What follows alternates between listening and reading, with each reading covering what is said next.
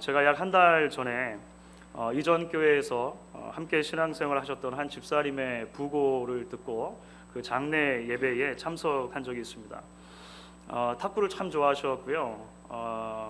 만나는 분들에게 늘 온화한 미소를 지어주셨던 그런 집사님이셨습니다.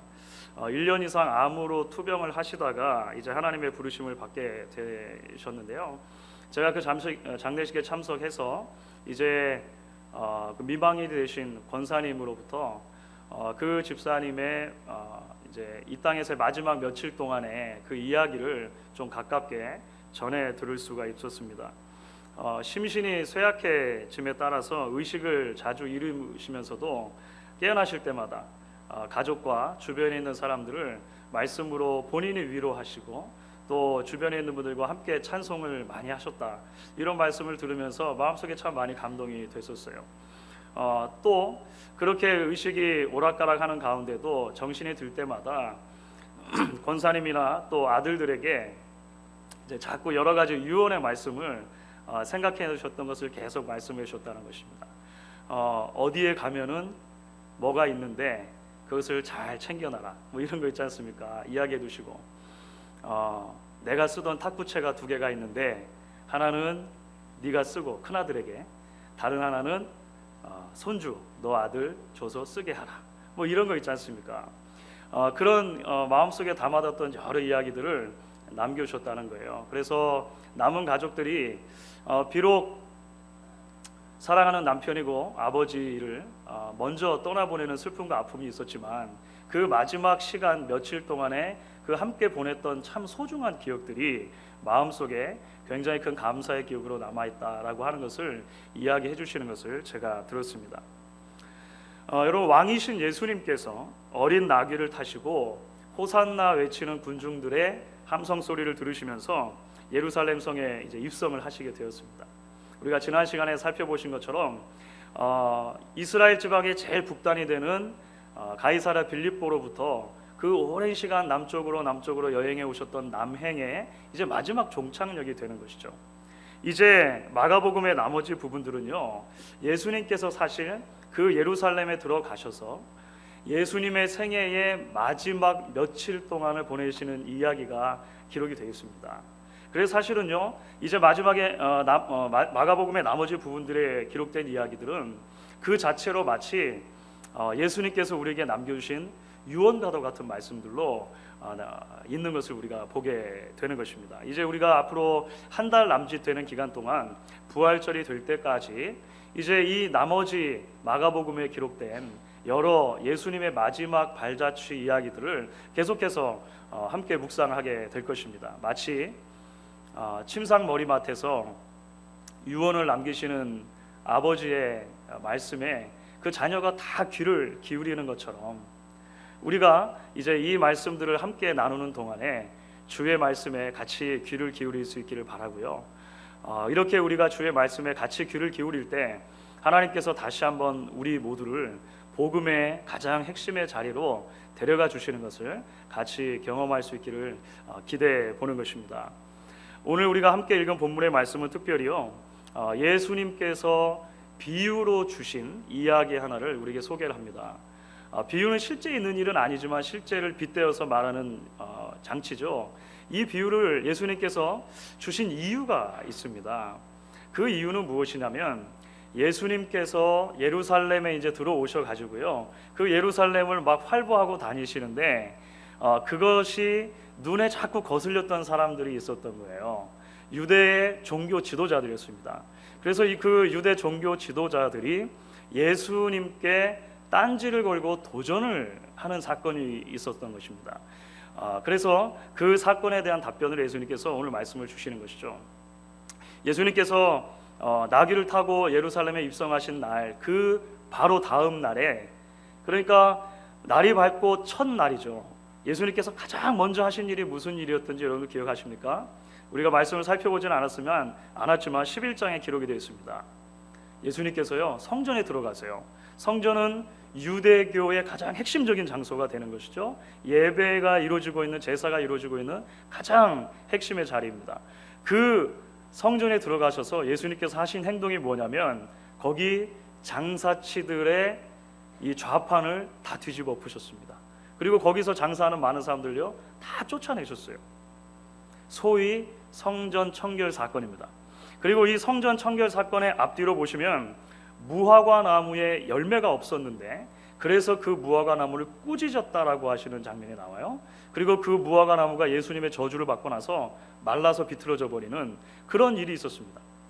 그렇잖아도 유대 종교 지도자들이 예수님을 싫어했지 않습니까? 우리가 지금까지 마가복음 계속 살펴보면서 그랬는데 이 예수님의 행동들을 접하면서 더 마음에 들지 않았던 거죠. 그래서 이제 종교 지도자들이 예수님께 도전을 해오는 것입니다. 11장입니다. 11장 27절 28절 말씀입니다. 우리 같이 한번 읽어보도록 하겠습니다. 11장 27절 28절입니다. 저희가 다시 예루살렘에 들어가니라 예수께서 성전에서 걸어다니실 때에 대제사장들과 서기관들과 장로들이 나아 가로되 무슨 권세로 이런 일을 하느냐? 누가 이런 일을 할 이 권세를 주었느냐? 너무 마음에 안 들었던 거예요. 그렇죠?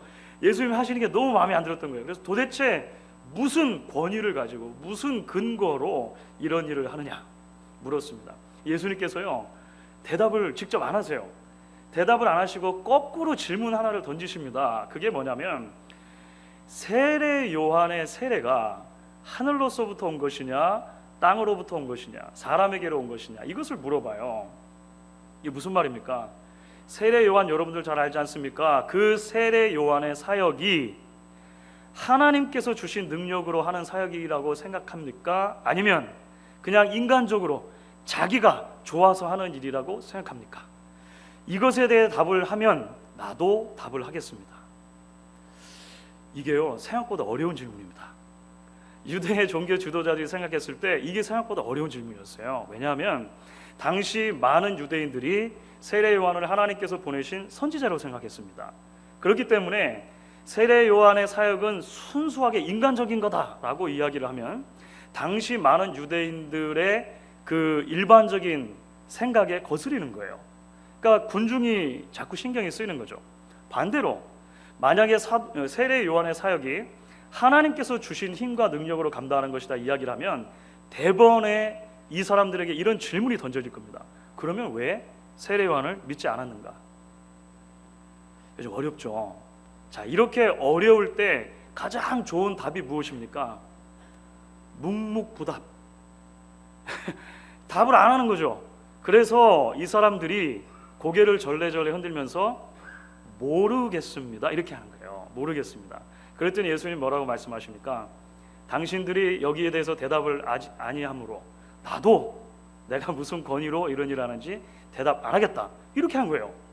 여러분들 그러니까요 11장의 마지막을 이렇게 닫으면서 우리가 받는 느낌은 뭐냐면요 예수님의 권위에 도전한 종교 지도자들이 있었고 그 종교자들의 도전을 예수님께서 받으셨는데 결론이 안 난 것 같이 끝나는 겁니다. 요즘에 젊은 사람들이 하는 말 중에 한국에 새로 또 이런 표현이 있어요. 안 알려줌. 이거 혹시 들어보셨는가 모르겠습니다. 안 알려줌.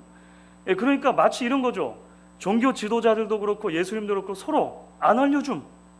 그렇죠. 그러니까 아무것도 해결되지 않고 그냥 11장 이야기가 그렇게 시시하게 끝나는 것 같은 그런 느낌을 받는다라고 하는 것입니다. 그런데 여러분 정말 그렇습니까? 그렇지가 않다는 것입니다. 왜냐하면 사실 예수님께서 이 종교 지도자들에게 그 도전에 이제 정말로 주시려고 했던 대답이 어디에 나와 있냐면 오늘 우리가 함께 읽은 예수님의 포도원 비유에 나와 있기 때문에 그런 것입니다. 여러분들 그렇기 때문에 오늘 이 포도원 비유는요 정확하게 당시 대제사장들과 서기관들과 원로들을 겨냥해서 주신 말씀입니다. 그 관점에서 우리가 이 본문을 읽어야겠죠.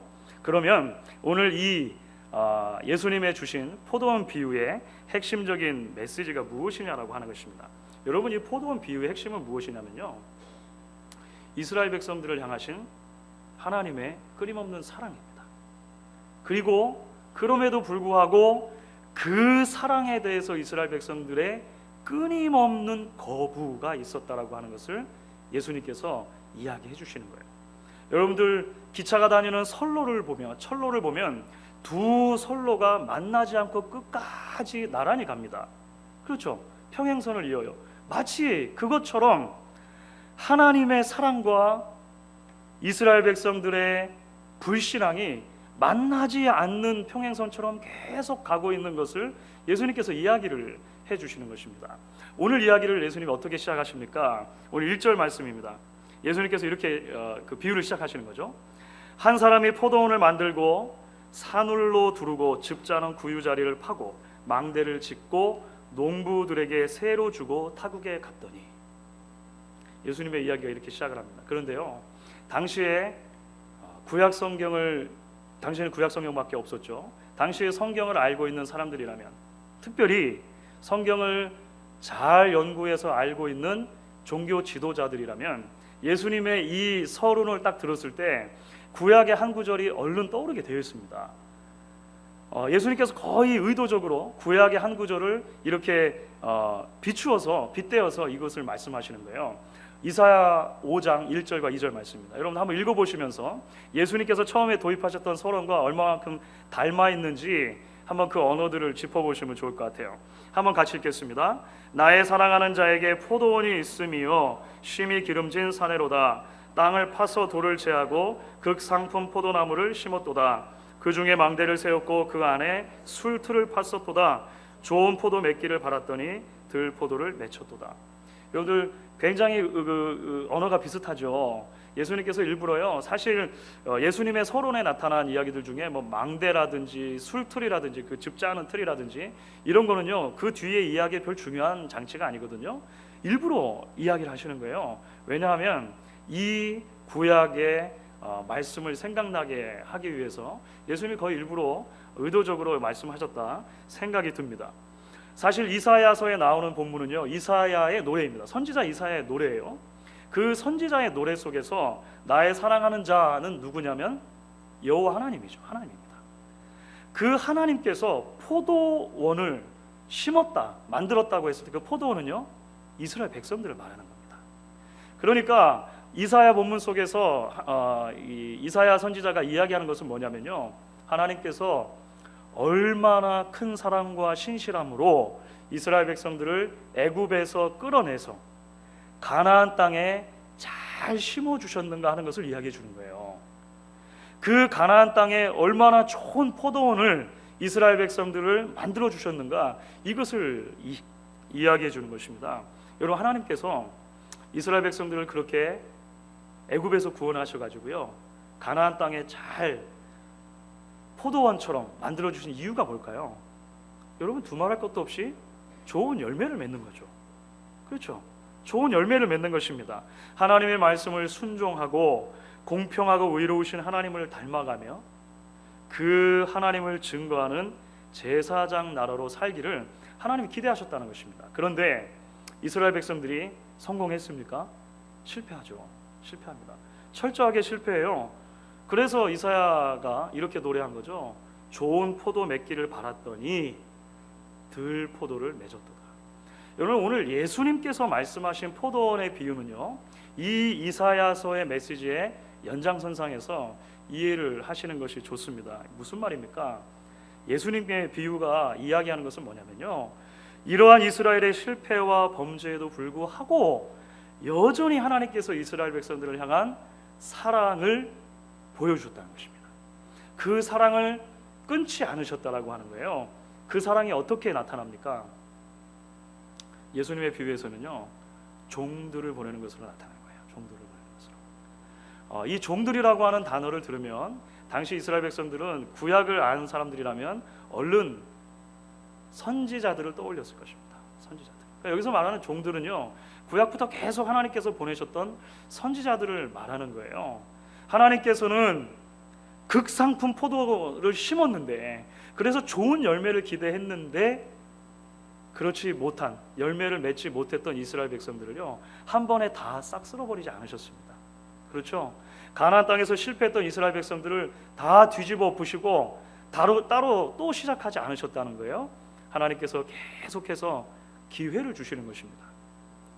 종들을 보내시는 거예요. 그리고 회개의 메시지, 회복의 메시지를 계속해서 전해 주셨다라고 하는 것입니다. 그런데 이스라엘 백성들은 어땠습니까? 그렇게 계속 선지자들이 왔는데요, 선지자들의 말에 귀를 기울이지 않았다는 거죠. 종들의 말에 귀를 기울이지 않았다는 것입니다. 선지자들을 하나님의 종으로 대하지 않고 오히려 학대합니다. 처음에는 어떻게 학대합니까? 심하게 때려서 돌려보내요. 그렇죠. 좋은 소출이 났느냐, 소출을 좀 달라, 열매를 달라 보냈던 그 종에게, 그 종을 심히 때리고 돌려보내는 것입니다. 주인이 어떻게 하십니까? 또 다른 종을 보내요. 또 다른 종을 보내십니다. 이 다음에는 좀 더 강도가 심해져요. 머리를 심하게 상하게 하고 그에게 심한 부끄러움을 줘서 돌려보냅니다. 주인이요, 어떻게 합니까? 또 다른 종을 보내요. 이번에는 어떻게 됐습니까? 그 종이 돌아오지 못했어요. 죽었습니다. 그 사람들이 종을 죽였어요. 돌아오지 않았습니다. 그런데 하나님은 또 어떻게 하십니까? 또 다른 많은 종들을 보내셨다는 거예요. 그 종들을 이스라엘 백성들이 더러는 또 죽이기도 하고 또 핍박하기도 하고 매를 때리기도 하고 그런 일이 무수하게 반복됐다라고 하는 것입니다. 사랑하는 여러분, 여러분 어떻게 보면 얼마나 비생산적이고 어처구니 없는 일입니까? 그렇죠? 밑 빠진 독에 물 붓기라는 말 아시잖아요. 그렇죠? 이게 마치 밑 빠진 독에 물을 붓는 것 같아요. 자꾸 하나님의 종들을 보내면, 선지자들을 보내면 그 선지자들이 핍박받고 죽어서 돌아오는 거예요. 돌아오지 못한 종들도 많았던 거예요. 그런데 하나님께서는요, 계속해서 또 보내시고 또 보내시는 것입니다. 귀중한 선지자들의 생명이, 귀중한 설교자들의 생명이 얼마나 더 희생이 되어야 하느냐 말이죠. 우리가 그런 질문을 던질 수 있지 않겠습니까? 그런데 왜 하나님 그렇게 하십니까? 이스라엘 백성들을 사랑하시기 때문입니다. 사랑하시기 때문에. 너무 사랑하시기 때문에 끊임없이 거부해도 계속 기회를 주시고 보내주시는 거예요. 제가 아는 한 젊은 아빠에게 이런 말을 들은 적이 있습니다. 그 젊은 아빠가 자기가 아기가 없을 때는요, 주변에 아기 엄마들이 밥그릇을 들고 아기들 뒤를 쫓아다니면서 밥을 먹이는 걸요 정말 보기 싫어했다는 거예요. 꼴불견 중에도 그런 꼴불견이 없다. 도대체 이해를 못했다는 거예요. 아니 왜 안 먹겠다고 안 주면 되지, 뭘 밥그릇을 들고 쫓아다니면서까지 밥을 떠먹이느냐는 거예요. 그런데 이 사람에게 아이가 생기기 시작했어요. 하나가 생기고 둘이 생겼습니다. 첫째는 밥을 잘 먹어요. 그런데 둘째가 밥을 잘 안 먹는 아이인 거예요. 그런데 어떤 일이 일어났겠습니까? 놀라운 기적과 같은 일이 일어났습니다. 이 아빠가, 엄마도 아니고 아빠가 밥그릇을 들고 아이 뒤를 쫓아다니면서 아이 입에다가 밥을 넣어주는 기적과 같은 일이 일어난 거예요. 여러분 왜 그래요? 왜 그렇습니까? 안 먹겠다고 하면 안 주면 되지 했는데요, 우리 애기니까 그게 안 되는 거예요. 사랑하니까 그게 안 되는 거예요. 안 먹겠습니다, 안 먹겠습니다 거부하는데요, 억지로라도 입에다 떠줘야 되는 거예요. 왜 그래요? 사랑하니까 그렇죠. 사랑하니까. 종을 보내면요 실컷 두들겨 패는 것입니다. 그 종을 죽이기도 해요. 수많은 선지자들이, 수많은 설교자들이 핍박을 당하고 죽임을 당했습니다. 그런데요, 하나님께서 하나님의 백성들, 그 이스라엘을 향해서요 포기하지 않으시고 계속해서 보내시는 거예요. 또 보내시고 또 보내시고 또 보내시고. 왜 그렇습니까? 사랑하시기 때문입니다. 사랑하시기 때문이죠. 그렇기 때문에 이 포도원의 비유가 클라이막스로 향하게 됩니다. 사실 예수님께서는요 이 이야기를 하고 싶었던 거죠. 그렇죠? 이 포도원의 비유를 통해서 이 이야기를 하고 싶으셨던 겁니다. 클라이막스가 어디를 향해서 갑니까? 그러한 아버지의 사랑이, 그 하나님의 사랑이 제일 마지막에 누구를 보냅니까? 아들을 보낸다는 거예요. 아들을, 자신의 유일한 아들, 유일한 상속자, 독생자를 보내신다라고 하는 것입니다. 여러분 기억하십니까? 포도원 비유의 출발점이 어디서 시작을 했습니까? 도대체 당신이 무슨 권위로 이런 일을 하고 다니는지 좀 설명을 해달라. 종교 지도자들이 이렇게 물어봤다는 거죠. 예수님께서 이야기하시는 것이 무엇입니까? 내가 왜 왔느냐고 물었습니까? 내가 왜 이런 일을 지금 하고 돌아다니냐고 물었습니까? 그 답은 여러분을 향한 하나님의 사랑입니다. 이렇게 예수님께서 이야기를 하시는 거죠. 여러분, 그래서 예수님께서 세례 요한의 이야기를 끌고 들어오신 거예요. 마치 11장만 놓고 보면은요, 예수님께서 답변이 어려우니까, 그래서 종교 지도자들의 답변이 너무 어려우니까 세례 요한을 살짝 끌고 들어와 가지고 세례 요한 뒤에 이렇게 숨는 것처럼 보여줄 수도 있어요. 그렇죠? 그래서 세례 요한을 탁 던지면서 아무도 답을 못하게 해가지고 얼른 끝내버려야지. 여러분, 근데 그게 아니에요. 세례 요한은요, 이스라엘의 마지막 선지자입니다. 마지막 선지자. 말라기라고 하는 선지자 이후에 400년 동안 선지자의 대가 끊겼었는데 마지막으로 하나님께서 선지자를 보내셨어요. 그 선지자를 보낸 이유가 뭐라고요? 하나님이 이스라엘 백성들을 사랑하셨기 때문이라는 것입니다. 그리고 그 세례 요한의 뒤를 이어서 예수님께서 오신 것도 하나님께서 그 백성을 사랑하셨기 때문이라고 하는 거예요. 그런데 여러분, 그 아들 앞에 놓인 운명이 무엇입니까? 사람들의 공경과 인정과 칭찬이 아니었죠. 우리가 잘 아는 것처럼 사람들의 손에 죽임을 당하고 버려지는 것이었습니다. 불순종한 사람들이요, 지금까지 그랬던 것처럼, 그렇죠, 지금까지 선지자들에게 그렇게 했던 것처럼 끝까지 강팍하고 어두운 마음으로 상속자인 아들을 죽이고 그 시신을 포도원 밖에 내던졌다, 이렇게 기록을 합니다. 계속해서 예수님을 배척했던 유대인들이 결국 예수님을 죽이게 될 것을 내다보고 주신 말씀이죠. 그런데 여러분, 놀랍게도 이 예수님의 죽으심의 이야기에 아무도 예상치 못했던 반전이 들어있는 거예요. 아무도 생각하지 못했던 반전이 이 안에 숨어져 있는 것입니다. 여러분들 오늘 12장의 10절과 11절 말씀을 같이 한번 읽어보도록 하겠습니다. 10절과 11절 말씀을 읽겠습니다. 너희가 성경의 건축자들의 버린 돌이 모퉁이의 머릿돌이 되었나니 이것은 주로 말미암아 된 것이요 우리 눈에 기이하도다. 이거 보지 못하였느냐 하시더라.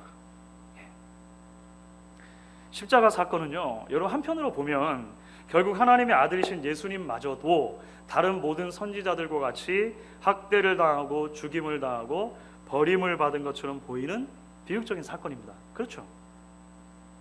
그러니까 이스라엘의 계속되는 불순종의 이야기를 그냥 또 하나 증명해 주는 것처럼 보이는 사건일 수 있다는 거예요. 그런데 그 예수님의 죽음에는 이전의 선지자들의 죽음과는 다른 놀라운 반전이 숨어 있다고 하는 것입니다. 그것이 무엇입니까? 하나님께서 그 예수님의 십자가의 죽으심을 죄인들을 구원해 주시는 구원의 방편으로 바꾸셨다는 거예요.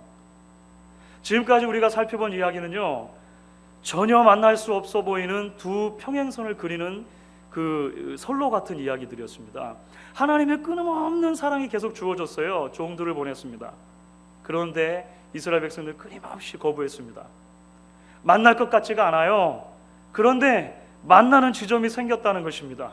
하나님께서 그 선로를 이탈하셨어요. 그리고 죄악을 향해 가던 인간들의 선로로 내려오신 것이죠. 그래서 이들의 죄를 다 짊어지고 예수님이 죽어주셨다라고 하는 것입니다. 예수님의 십자가의 죽으심은 그래서 다른 선지자들의 죽음과 다른 것이죠. 이것이 놀라운 반전이라고 하는 것입니다. 그래서 오늘 예수님의 그 비유 가운데 구약을 인용하면서 뭐라고 얘기하냐면 그것이 한편으로 기이하다는 거예요. 너무 신기하다는 거예요. 이해가 잘 안 된다는 것이죠. 동시에 너무나도 존귀한 일이다라고 하는 것입니다. 버린 돌인 줄 알았는데, 그렇죠, 이제 종들을 죽이다가 마지막 아들이 왔으니까 아들만 죽이면 다 끝나겠구나 생각했는데요, 버린 돌인 줄 알았는데 그 버린 돌이 나중에 보니까 뭐가 돼 있더라는 거죠? 모퉁이 돌이 되어 있다라는 것이죠. 우리를 구원해 주시는 구원의 돌이 되어 있다라고 하는 것입니다. 끝까지 하나님을 거부하며 끝까지 불순종하는 인류를 위해서 예수님께서 아예 그들의 죄를 대신 지시고 죽으셨습니다. 그리고 예수님께서 그들의 죄를 해결하시고 다시 살아나시는 부활의 이야기가 오늘 이야기 가운데 감춰져 있다라고 하는 것이죠. 십자가와 부활의 반전이 바로 거기에 있는 것입니다. 여러분, 지난 3월 10일에요 한국의 경북 진주시 대곡면에 사는 강시성을 가지신 50대 아저씨가 계셨는데, 본인이 키우는 파프리카 있지 않습니까? 고추 종류잖아요. 그 비닐하우스에 웬 시커먼 돌 하나가 떨어져 있는 것을 발견했습니다. 사진에서 보는 이런 돌이에요. 시커먼 돌이에요. 그러니까 우리 눈에는 그냥 아무 돌도 아니, 그냥 좀 큰 돌이구나 이렇게 생각되지 않습니까? 근데 이분의 눈에 볼 때 이게 좀 범상치 않아 보였던 거죠. 그래서 이 돌이 떨어진 사건을 경찰에 신고했습니다. 그 다음 날 같은 진주시의 다른 면에 사는 80대 박씨 할아버지의 밭에서도요 또 비슷한 크기의 돌이 하나가 발견이 됐어요. 여러분, 놀랍게도요 이 돌이 나중에 어떻게 발견됐죠? 우주 밖에서 날아온 운석으로 판명됐다는 거 아닙니까? 우주 밖에서 날아온 운석인 거예요. 이게 지구에서 발견할 수 없는 돌인 거죠. 여러분, 이게 아직 그 가격이 정확히 매겨지지 않았습니다. 운석이 한번 떨어지면요 그 운석을 분석해 가지고 최종적인 값어치를 환산하는데 2-3개월이 걸린다 그래요. 그런데 이제 다른 나라에도 운석이 많이 떨어졌을 것 아닙니까? 그 떨어진 것을 기준으로 해서 사람들이 산정해 본 결과는 뭐냐면요, 아까 보신 것 같은 그 정도 크기의 운석이라면 최소한 하나에 10억 원의 가치가 있다는 거예요. 저희 집에는 왜 이런 게 안 떨어지는지 모르겠어요. 네. 10억 원의 가치가 있다는 거예요. 그리고 한국에서는요 운석이 떨어지면 최초 발견자에게 그 소유권을 준다는 겁니다. 이게 나라가 어떻게 할 수 없다는 거예요. 자, 이제 그 다음부터 어떤 일이 났겠습니까? 사람들이 몰려드는 거죠. 그 주변을 뒤지고 다니면서 돌을 찾는 거예요. 실제로 또 하나 어떤 사람이 찾았어요. 타지에서 와서 찾았는데 타지에서 온 사람 안 된다 또 막 이래가지고 실망하며 울며 돌아가고 이런 일이 있었습니다. 그 와중에 이 다른 그 전북 고창이라고 하는 곳에서도요 또 운석 무더기가 발견돼요. 그 더 조그만한 돌인데요, 사진에서 보시는 것처럼 조그만한 돌 한 30개가 막 무더기 발견. 그러니까 이제는요 외국에서까지 찾아와요. 소위 운석 사냥꾼이라고 하는 미국 아리조나에 있는 어떤 분께서 운석 다큐멘터리를 찍겠다고 거기 가시는 거예요. 그러면서 한국의 이제 정부에서도 고민을 하는 거죠. 이게 대수롭지 않게 봤는데 이게 많이 생기니까 이거를 국가 천연기념물로 지정을 해가지고 나라가 보호를 해야 되냐 말아야 되냐 지금 한참 그런 논의를 하고 있는 것입니다. 여러분, 사람들이 왜 돌덩어리에 열광합니까? 왜 돌덩어리에 열광해요? 그냥 아무 데서나 발견될 수 있는 돌처럼 보이는데 왜 이 돌덩어리에 열광하냐는 것이죠. 이것이요 그냥 발의 뒤채에는 아무 돌이 아니라 운석이기 때문에 그런 거예요. 귀중한 가치가 있는 돌이기 때문에 그렇다라고 하는 것입니다. 사랑하는 여러분, 결국 오늘 예수님의 포도원 비유가 우리에게 이야기하려고 하는 것이 무엇이겠습니까? 하나님의 아들이신 그 예수의 가치를 여러분이 발견했느냐, 이렇게 묻고 있는 거죠. 버린 돌 같았는데 모퉁이의 머릿돌이 되신 그 예수 그리스도를 발견하셨는가? 그리고 그 주님이 정말로 존귀하다라고 고백하시며 붙들고 살아가시는가? 오늘 말씀이 우리에게 도전하고 있다라고 하는 것입니다. 사랑하는 여러분, 예수님은 저와 여러분을 향한 하나님의 사랑의 가장 명백한 증거죠. 예수님의 죽으심과 부활은 저와 여러분을 향한 하나님의 사랑의 가장 고결한 결정체가 되는 것입니다. 그래서 사도 바울은요 고린도후서 4장 7절 말씀에서 우리에게 이렇게 이야기를 하죠. 우리가 이 보배를 질그릇에 가졌으니 이는 능력의 힘이 큰 것이 하나님께 있고 우리에게 있지 아니함을 알게 하려 함이라. 이 보배를 찾으셨는가라고 하는 것입니다. 주 안에서 사랑하는 여러분, 하나님께서 오늘날도 여러 방편을 통해서 우리에게 말씀하십니다. 잘 변하지 않은 우리죠. 잘 순종하지 않은 우리입니다. 얼마나 고집스러운 우리입니까? 그런데 하나님께서요 지금도 여러 경로를 통해서 우리를 부르시고 말씀하세요. 왜 그렇습니까? 사랑하시기 때문이죠. 오늘 예배하는 이 자리가 바로 그런 자리가 될 수 있다라고 하는 것입니다. 그런데 여러분, 오늘 12장의 마지막 절을 보면 참 안타까운 이야기가 나와요. 한번 이 이야기를 같이 읽어보겠습니다. 12장 12절입니다. 저희가 예수의 이 비유는 자기들을 가리켜 말씀하신 줄을 알고 잡고자 하되 무리를 두려워하여 예수를 버려두고 가니라. 여러분, 정말 비극적인 말씀이죠. 자기들에게 정확하게 말씀하시는 것을 알았어요. 자기들을 겨냥해서 주시는 말씀이라는 것을 알았습니다. 그런데 그 예수를 받지 못하고 거부하고 버려두고 돌아가는 일이 이 종교 지도자들에게 있었다라고 하는 것입니다. 오늘 말씀이 이제 저와 여러분에게도 묻고 있습니다. 이 예수를 보배로 받고 모실 것인가 아니면 떠날 것인가 묻고 있는 것이죠. 오늘 말씀에 준엄한 부르심 앞에 믿음으로 그 아들을 붙드실 수 있는 저와 여러분 되실 수 있기를 주의 이름으로 간절히 축원합니다. 우리 한번 찬양하시고 기도하도록